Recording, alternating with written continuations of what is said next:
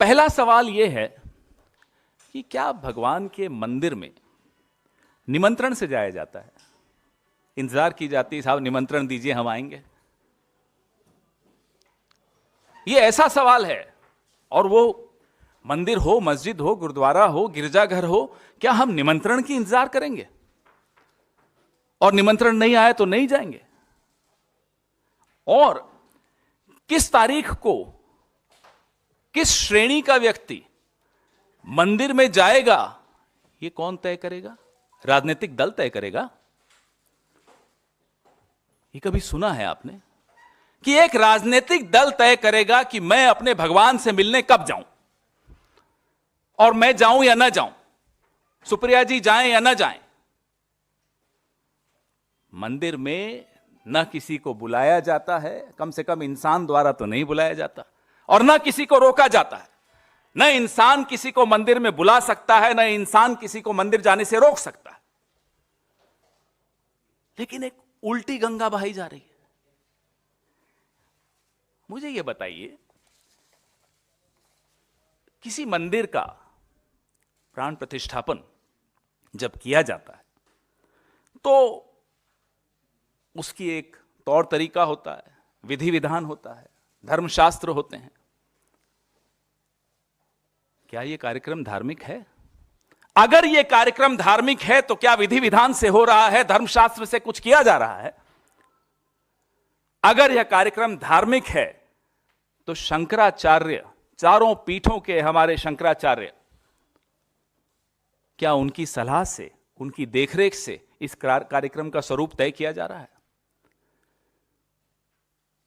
चारों शंकराचार्य, चारों पीठ स्पष्ट रूप से कह चुके हैं कि एक अधूरे मंदिर की प्राण प्रतिष्ठापन नहीं की जा सकती। अगर यह कार्यक्रम धार्मिक नहीं है तो यह कार्यक्रम राजनैतिक है। एक राजनीतिक दल, अभी यहां आने से 5 मिनट पहले एक प्रवक्ता उनका ट्वीट करता है, बीजेपी का पूरा फुल फॉर्म, जिसको जोड़ता है सीधा सीधा उस दिन 22 तारीख से। एक राजनीतिक कार्यक्रम में मेरे और मेरे भगवान के बीच में एक राजनीतिक दल के कार्यकर्ता बिचौलिए बनकर बैठ जाएं, मैं यह बर्दाश्त क्यों करूंगा? I do not need a middle man between me and my God. इससे ज्यादा बड़ा पाप नहीं हो सकता। भाई, आप पूरा एक संघ, पूरा एक संगठन अपने आप को मेरे धर्म का ठेकेदार बनाकर बैठा हो, और विधि विधान में उनका विश्वास न हो, पूरी की पूरी इनकी आईटी सेल चारों पीठों के शंकराचार्यों के खिलाफ एक मुहिम छेड़कर बैठी है। इस पूरे प्रायोजन में, इस पूरे आयोजन में कहीं भी धर्म, नीति या आस्था नहीं दिखाई देती, सिर्फ और सिर्फ राजनीति दिखाई दे रही।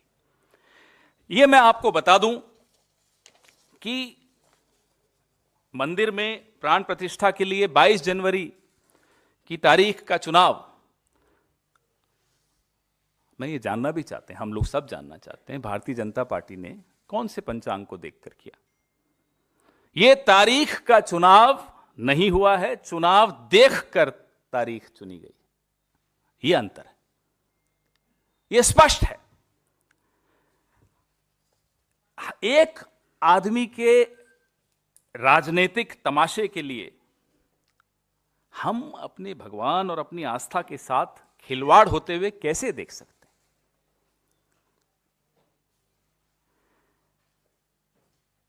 मंदिर में निर्माण का काम विधिवत पूरा हो, करोड़ों भक्तों की जिसमें आस्था और विश्वास जुड़ा हुआ हो, उसमें कोई सरकारी दखलंदाजी, कोई राजनीतिक दखलंदाजी मुझे नहीं लगता कि कोई भी भक्त बर्दाश्त करेगा।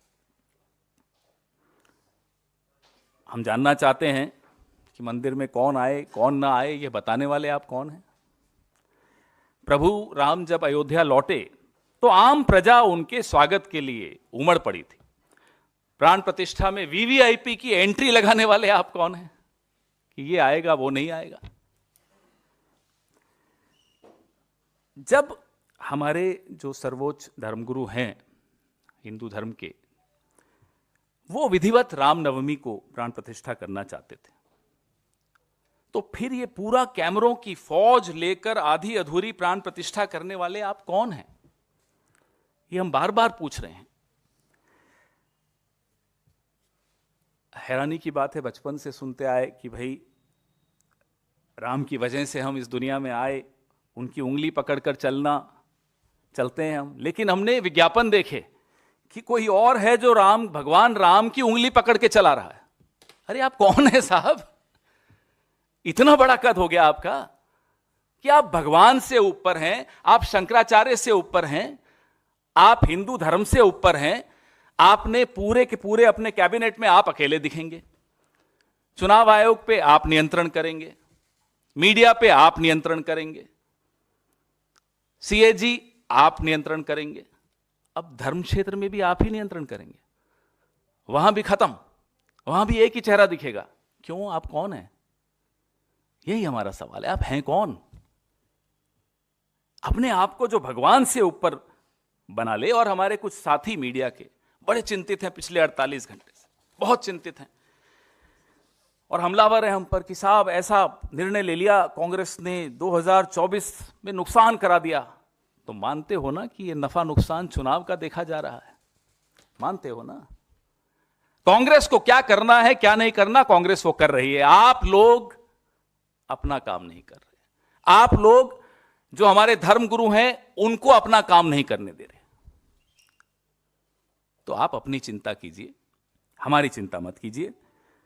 शंकराचार्यों को नाराज करके सरसंघचालक जाएंगे, वहां बैठेंगे, वो प्राण प्रतिष्ठापन उनकी देखरेख में प्रधानमंत्री जी करेंगे। ये कौन सा आयोजन है? इसलिए मैं फिर से दोहराता हूं, यह कतई धार्मिक आयोजन नहीं है, यह पूर्ण रूपेण राजनैतिक आयोजन है। मैं अपनी सहयोगी सुप्रिया श्रीनेश जी से आग्रह करूंगा कि वो कुछ कहें।